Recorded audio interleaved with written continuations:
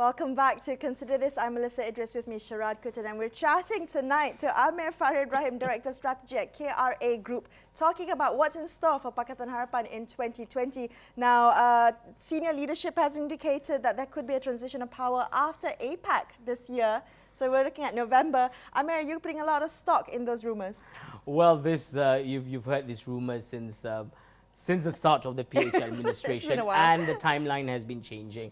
But what I would like to point out in my the study that we did in early November, sadly 70% of Malaysians that we interviewed, sample size 1,005, which included Sabah and Sarawak as well, do not really give much attention to whether or not there is a transition of power. Why do you suspect that's because the case? I think the thing is people are more concerned about bread and butter issues. But of course, if they were to delve into it more deeply, then they would understand a change in power at the top means there'll be change in policies that may benefit them better. But people don't look at it that way. They just feel like, you know, as long they take the policy of Pakatan Harapan in totality, and it's not about who is there on top, who will help these most vulnerable people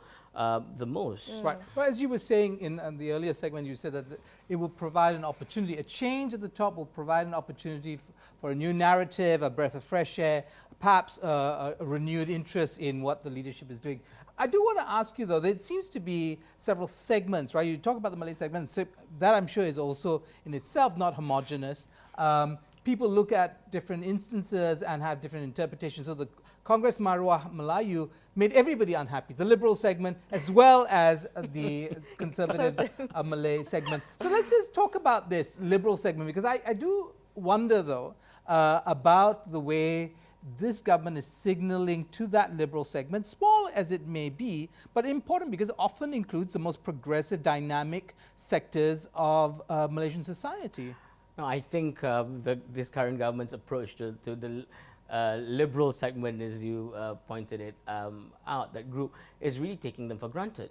I've got to say this because they feel that the liberals, at the end of the day, would not vote for the other side. And whatever they do now, because there's still 3 years to go to the elections, the liberals will hopefully still stick with the current government. Yeah, but liberals, of course, have the other choice, which is not to vote at all, which also can be very damaging. Which I think they have not put that in calculation yet. To them, they feel that the values that they espouse at the moment will still align with the liberals, because the gulf between the liberals and that of the very ultra-conservative UMNO PAS is just too deep for any ratification. So on that note, I'm just wondering whether you think there is a gap within the Malaysian political scene that will then cater to these forsaken liberals, you know, the liberals taken for granted. Well, there's of course that talk always of a third force, yes, things like that.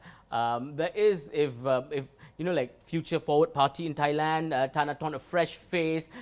Probably the youngsters would all go for these kind of politicians and political parties. I think there is that market space there, but it's got to be led by new bunch of leaders. New blood. Yeah, new blood, because you see, this is the price that you've got to pay for having a 94-year-old as the Prime Minister. You've got to skip a couple of generations of leadership. So if you want a rejuvenation of the political scene, it's got to be those in their mid-30s to early 40s, that very new faces, not from political dynasties, fresh people with ideas. There are so many smart Malaysians out Okay, there. so not Nurul Izzah, not Rafizi Ramli, not Khairi Jamaluddin, all of whom often get mentioned when people talk about the third force, which leads me to this idea that people actually don't know what they mean when they say a third force. Exactly. So to different people, it's different interpretation, but third force, of course, these three names that you've mentioned, YB Izzah, YB Khairi,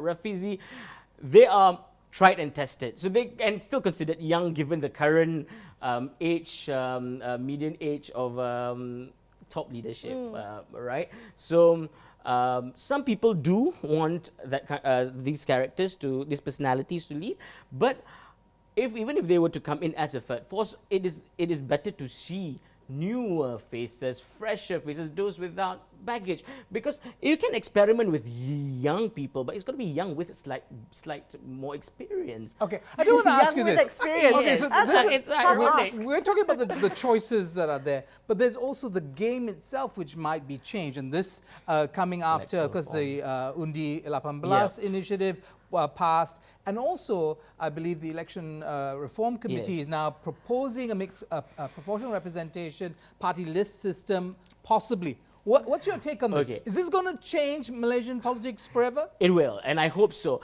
in a good way, that is, because if you play by the current rules, first past the post system, I am afraid that when it comes to 2023, you'll see a revert to pre-2018 kind of like battle lines, and it will just benefit the established parties, big names. If you want to encourage a flourishing of democracy with little parties, or even like partyless system, personality driven and stuff like that, these kind of reforms need to take place. Proportional representation is a very interesting idea.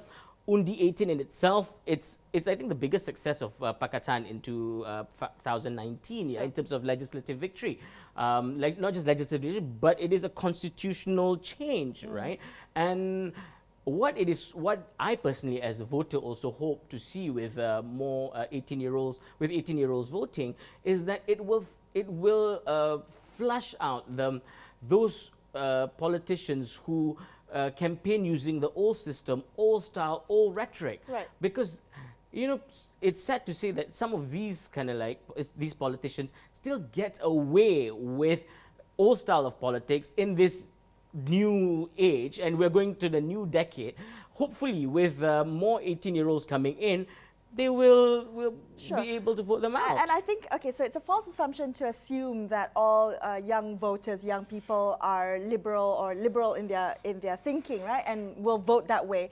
But I can safely say that many young voters are just tired of the politicking. Right? Yes. So Pakatan Harapan has spent the last year busy politicking. Yep. So what will they need to do to kind of, beyond the Sadiq rhetoric, what will they need to do to win over these young voters?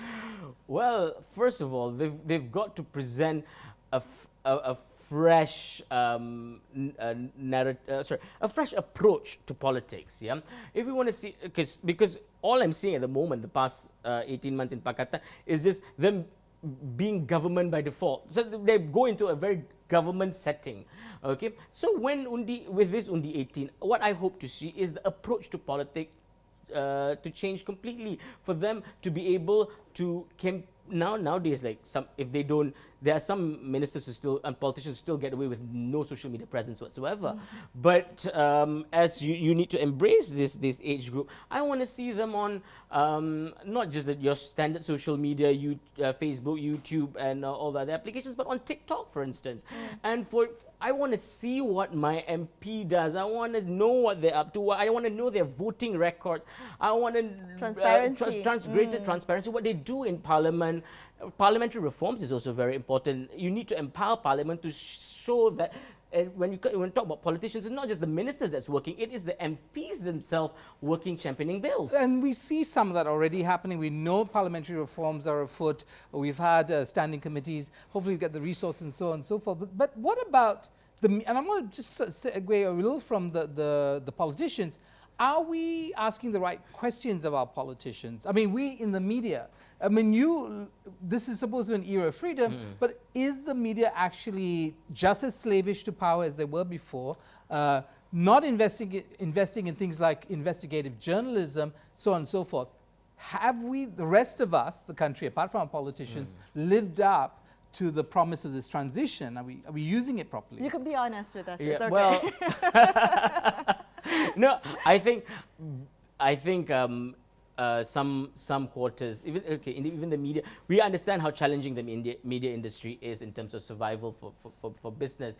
And to say that it's as slavish as it was before, I don't think. I do see as a consumer of media, I do see the freedom there. But whether they're asking the right questions, yeah, that is a bit tough, because you can't. not all journalists are equal, right? Like sometimes, sorry to say, they're not asking prodding the right, putting forward the right questions, and this requires a generational change in journalism among journalists to keep those in power honest and transparent as much as you can. Okay. Well, we're going to come back, continue this conversation, and take a closer look at Sabah Sarawak next on Consider This. Don't go anywhere.